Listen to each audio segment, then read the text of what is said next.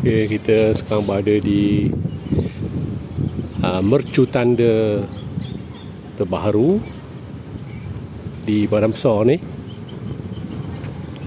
Banyak kedai-kedai baru kat sini koma.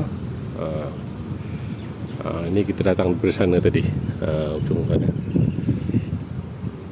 Ni parking, first parking Padang Besar Street, RM3 sejam koma, murah lah. Kalau kita nak ke kawasan yang market akid lama sebelah kanan, di sebelah kanan ini, sebelah kanan ni adalah Padang Mat. So kita pergi Padang Mat dulu. Apa yang ada dekat Padang Mat ni? Keep it up, come on.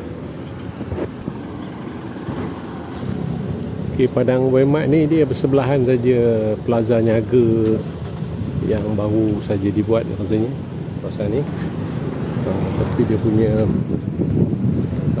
fasiliti dia fasiliti lama sikit lah.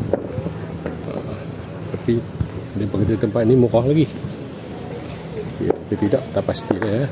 Mari kita tengok apa yang ada di sini. Belah kiri ni kedai-kedai makan pun ada. Lagi ini barang-barangan dalam gerai-gerai kecil-kecil. Entah itu pun ada kedai makan lagi. Ada. Ini kira macam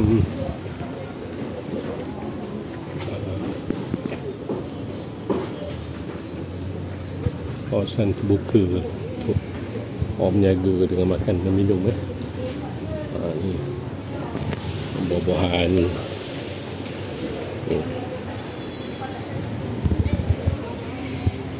Ada yang dah buka, ada yang belum. Malam lagi meriah ni. Ni gerai-gerai kecil-kecil.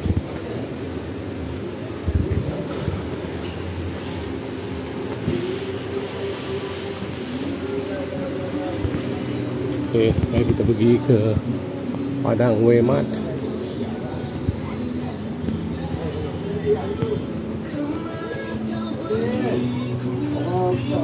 Okay, tengok dulu. Okay, ini Padang Mat yang sebenar. Tadi gerai-gerai kecil je. Okay, nanti kita sambung di sini.